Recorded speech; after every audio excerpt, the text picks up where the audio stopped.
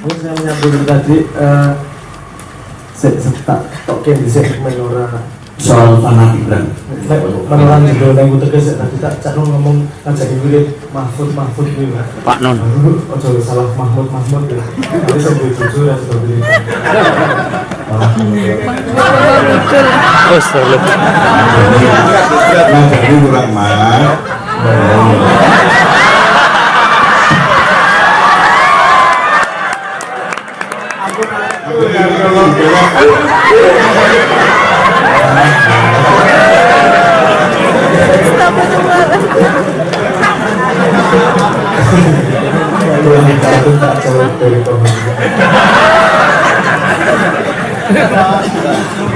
Itu logika kalau konvensional, buah tidak jauh jatuhnya dari pohonnya. Padahal kalau orang futurolog, pohon itu menyesuaikan diri dengan buah yang akan jatuh dari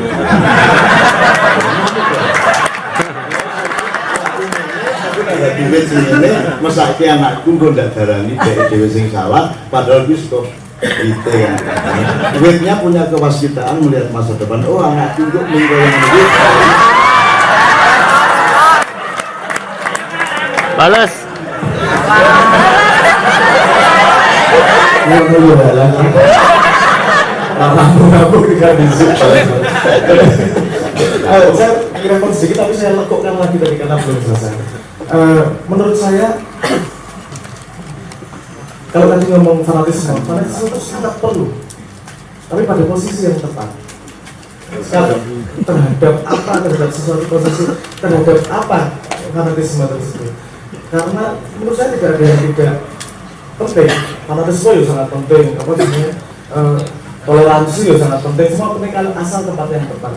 Kalau saya ngasih contoh, misalnya saya fanatis pada sebuah konsep, misalnya gini, saya fanatis pada sebuah konsep bahwa aku kira akeh ngerti nih bang Ane, ngerti nih. Aku fanatik banget itu, dan saya melihat segala sesuatu itu etis, apa adanya. Nah, orang paham ya orang paham. Pernah ada kejadian begini, yang ini tadi terulang lagi. Nanti saya ceritakan detailnya. Apa? Soalnya pernah ngomong-ngomong begini mungkin mulai kejadian dan saya komentar kepada Gus Atok itu apa teman dolan saya dari Boyolali. Saya ngomong, ternyata ini ya ampun. Saya sakti ya. Saya ngomong gitu tuh. Terus dia agak tertawa. Sandoyo iki percaya tak non sekti, saya percaya iki main kowe. Karena saya memang tidak punya konsep itu, ora paham. Sekti iki piye to dan seterusnya. Ya tekan saya lho ora percaya sih tak non sekti. Karena tapi saya enggak apa-apa ngomong begitu karena apa buahnya sudah diantisipasi oleh pohon bakal ngomong seperti Balas.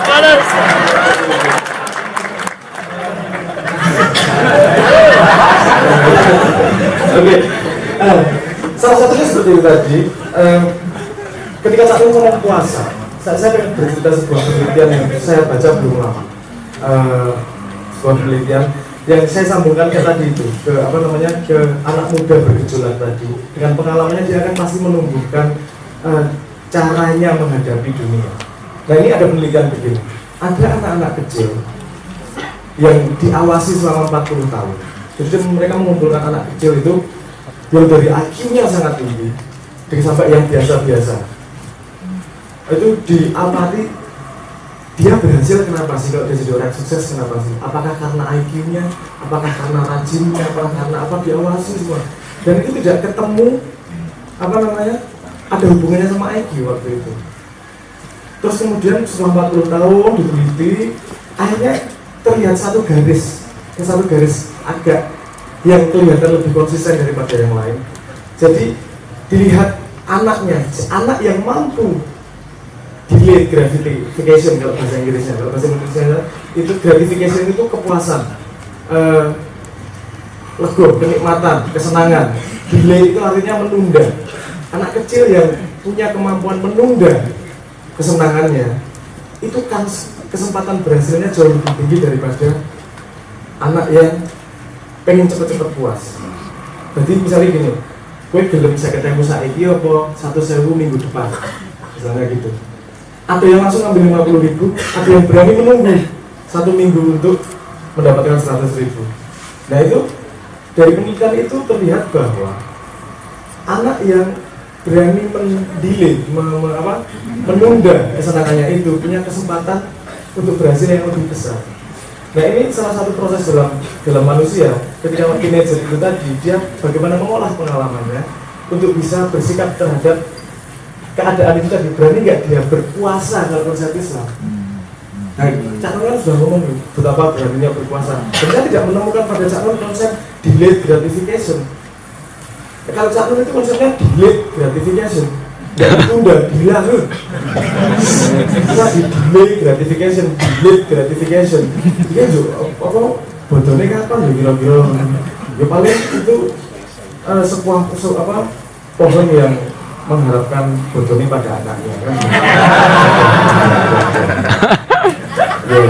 Jadi boleh ya isi nggak ramu lagi, tapi kan untuk menyenangkan orang tua ya tak apa-apa. Misalnya seperti itu. Jadi proses kalau mungkin saya agak meloncat sedikit. Seperti yang dikatakan, ini Cak Nun punya konsep seperti ini tanpa penelitian loh.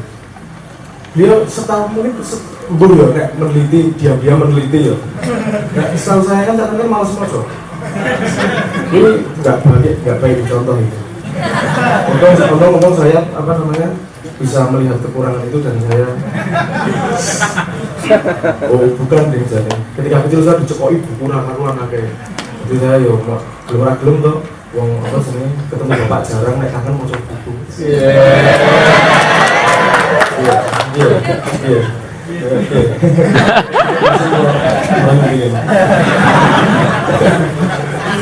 Jadi maksudnya seperti itu. Misalnya saya kata tadi nyangkut ke wayang. Saya mendengar sebuah konsep. Kalau di Pandawa itu namanya apa? Barata ya. Keluarga Barata. Keluarga Barata itu singkatan. Aku lali jenenge itu bahasa Sanskerta. Barata. Ba itu artinya bagaimana kamu menyerap informasi dengan semua indera menghadapi yang tadi itu, menghadapi pemimpin berganti, menghadapi memabukkan apa dan seterusnya. Bagaimana dia menyerap informasi itu, Ba. Ra itu bagaimana dia bisa menemukan tone-nya, dia bisa menemukan presisi dari informasi tersebut. Dan ta itu bagaimana dia bisa menemukan ritme dari informasi tersebut. Jadi kalau konsepnya Dewa yang bagaimana dia bisa menemukan dirinya adalah ketika dia bisa memanfaatkan katalis, dia bisa memanfaatkan pengalaman dalam hidupnya dan menemukan tuning informasi untuk berkaca kepada dirinya dan menemukan ritme dalam perjalanan hidupnya. Jadi kayak musik, nah kalau ritmenya, temponya mainnya beda-beda, nggak jadi harmoni. Kalau tune-nya tidak tepat, dia juga tidak menjadi musik yang indah. Kalau mereka tidak saling mendengarkan satu sama yang lain, tidak akan bisa bertoleransi. Jadi terhadap dirinya sendiri yang punya banyak komponen ini, Barata adalah setahu saya sebuah kondisi di mana dia bisa menyerap dan menikmati dunia pada tuning presisi dan pada ritme yang tepat. Nah gitu. Jadi nyambung ke kue tadi itu, misalnya nyambung ke kue. Itu jadi nganu apa umben ya paham sih saya. tapi ini jadi pintu saya untuk untuk sharing sesuatu. Saya membaca tentang Yahudi. Kok mereka itu bangkit besar ya? Wong pinter akeh Yahudi. Sini untuk apa jenenge? Nobel akeh sak itu Yahudi. Ini apa ya sing beda ya? Bagaimana saya mencari apa sih sebenarnya?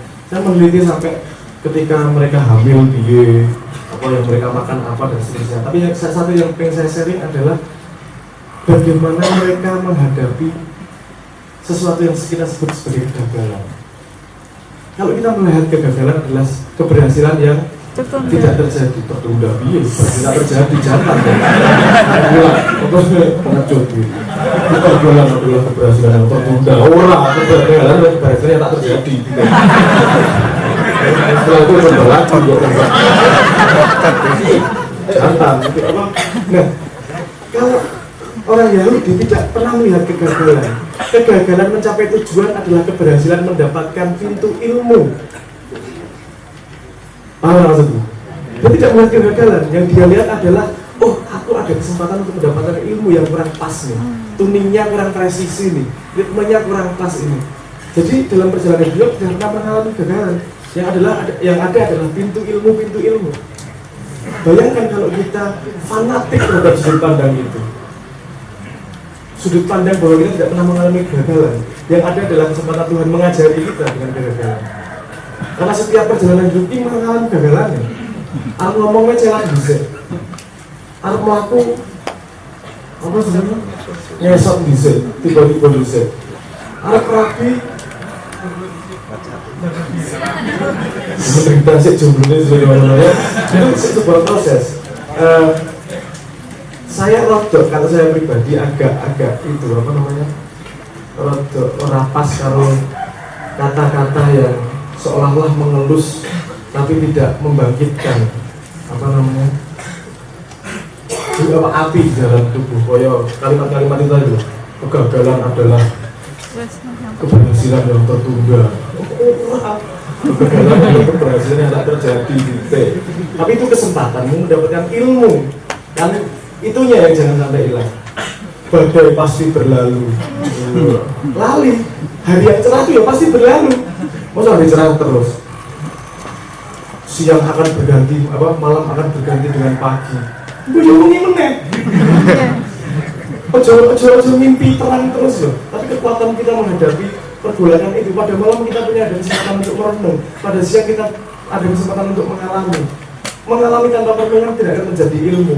Hanya merenung tidak akan punya bahan apa yang direnungkan tanpa mengalami. Dan sesuatu yang juga mungkin saya belok sedikit ke mencari jati diri tersebut. Jati diri itu bukan konsep sempil ya. Itu rodok absurd juga kalau kamu nanya jati dirimu kepada orang lain. Lihat lah, kalau kamu dikasih tahu, saya kasih tahu jati dirinya, ya saya kasih tahu jati diri saya, bukan jati diri Anda. Kan misalnya gitu. Tapi mungkin yang bisa kita pelajari adalah beberapa konsep-konsep yang mungkin bisa menjadi Anda refleksikan kepada diri Anda. Bisa pas, bisa enggak. Tapi ngumpulin konsep-konsepnya menarik juga untuk dicoba-coba. Karena kita sudah tahu tadi bahwa kalau mencoba gagal pun bukan gagal loh, itu pelajaran loh, kan gitu. Dulu saya pernah bercerita tentang kalau Jawa membaginya sebenarnya 16, tapi saya ceritanya menjadi 4 layer dalam diri manusia itu. Yang paling luar, saya biasa menyebutnya intelektual. Intelektual itu paling luar. Karena intelektual ini sangat banyak kamu pakai untuk membela dirimu sendiri, sangat bisa untuk memanipulasi, sangat bisa ini kan yang intelektual ini kamu serap dari luar. Paham ya? Intelektual itu yang paling luar. Di dalam intelektual ada di lapis yang paling dalam lagi, lebih ke dalam lagi yang saya menyebutnya sebagai identitas. Sesuatu yang kita serap ketika kita tumbuh. Islam itu identitas. Anda lahir tidak tahu Islam, ya kan? Lahir sebagai manusia belum paham konsep Islam, tapi ketika tumbuh Anda belajar dan Anda menyerap itu sebagai identitasmu. Itu bukan diri loh itu jalan menuju diri, identitas. Ada identitasnya macam-macam, manusia identitasnya PNS, ada identitasnya aku adalah seorang kapiten, misalnya gitu. Itu identitas yang kita serap sepanjang hidup. Nah di dalam identitas itu ada yang namanya personalitas. Kita lahir mendapatkan tanpa kita punya usul. Maksudnya rambutnya keriting, raine ganteng, raine elek. Nah itu juga nggak bisa kita pilih ketika lahir. Lahir udah ada kayak gitu, itu personalitas. Tapi itu kan bukan diri, itu kendaraan semua. Kalau jujur saya pernah ngomong singkatnya, kalau kamu tidak mengandalkan intelektualitasmu, kamu tahu bahwa ini jalan. Kamu tidak berpegang terlalu fanatik pada identitasmu, dan kamu tahu limitasi dari personalitasmu. Tidak ada yang tersisa kecuali dirimu yang sisa. Kalau kamu mencari tidak tahu apa yang kau cari, satu-satunya jalan adalah proses eliminasi. Paham maksud saya? Ini bukan. sisanya adalah yang iya.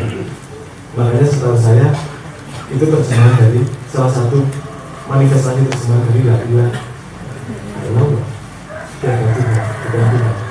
Bukan. Sampai yang tersisa kecuali Allah. Mungkin itu bisa bersama.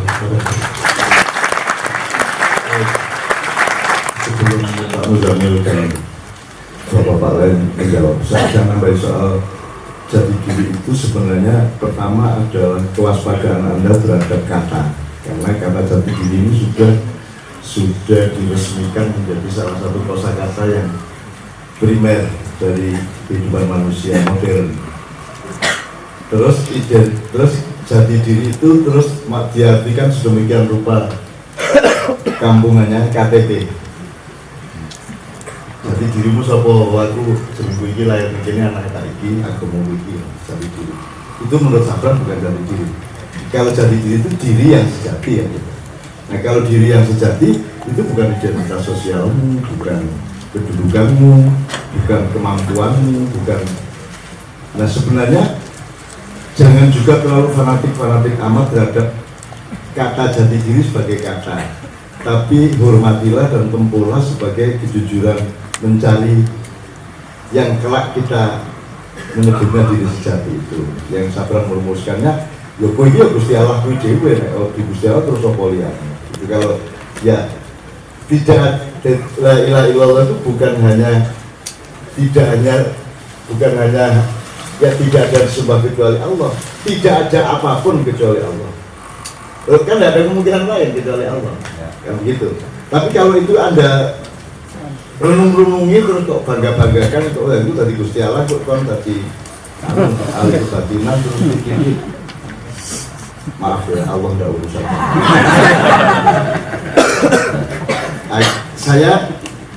Sabran sudah memberikan contoh terminologi, banyak terminologi yang lain. Misalnya gini, kalau dalam tarekat ada zat, sifat, isim, fi'il, isim, jasad misalnya. Nah, di Ma'iyah, meskipun Anda tidak terikat oleh terminologi saya, di Ma'iyah fi'il tidak termasuk bagian, karena the whole thing itu fi'il. Karena kita ada, dunia ada, Nabi Adam 800.000 tahun yang lalu lahir, dilahirkan oleh Allah. Itu adalah fi'ilnya Allah. Allah adalah maha bekerja, Allah yang maha fa'al ya. Bukan hanya fa'il, tapi al-fa'al. Itu Pak Muzamil tolong jelasin secara nahwu sorofnya, mal farqu baina al-fa'il wal fa'al ya. Ada semacam tekanan yang luar biasa dengan tasdid pada huruf ain itu. Jadi gini Mas, pertama kan Anda mengenali indikator-indikator diri Anda, anaknya Pak ini lahir di sini, itu indikator-indikator. Kemudian Anda mencari lebih dalam lagi ya. Jadi pertama nanti mungkin jasadnya, kemudian Anda akan ketemu isimnya, kemudian ini fi'ilnya semua ya, tidak termasuk bagiannya. Kemudian Anda memahami sifatnya, mengidentifikasi sifatnya ya. Sampai Anda ketemu zatnya, karena ketika kita melihat sifat-sifat yang bermacam-macam pada manusia yang berbeda dengan kita, sebenarnya zatnya sama gitu. Nah disitulah Allah. Jadi sesungguhnya kalau di Ma'iyah ada Sohibu Baiti itu karena untuk terus-menerus melatih bahwa di dalam dirimu itu ada tuan rumah, karena dirimu itu bukan rumahmu. Kamu itu cuman dibikin jadi rumah yang ada tuan rumahnya, dan tuan rumahmu di dalam dirimu itu adalah Allah itu sendiri. Maka ada kita bikin himne Sohibu Baiti dan seterusnya itu. Nah, jadi Anda harus punya penemuan-penemuan dzatiyah, penemuan-penemuan sifatiyah, ada penemuan-penemuan ismiyah atau asma'iyah, terus ada penemuan-penemuan jasadiyah. Nah, jasadiyah ini disebut materialisme. Nah, apa ya, ini pagi-pagi buta kita ngomong serius sekali karena Anda ditetapkan Allah untuk menjadi generasi emas. Anda semuanya, generasi cahaya Anda semuanya. Dan aku oyot ya, tak melok moncer jadi wong gak apa-apa. Ya. Itu nanti anakku sih melok jadi wong. Nek dia setia kalau bapak. Gini Mas, sedikit tambahan soal material. Jadi kalau kita ngomong materialisme itu ojo eling gedung-gedung, mobil, duit, enggak.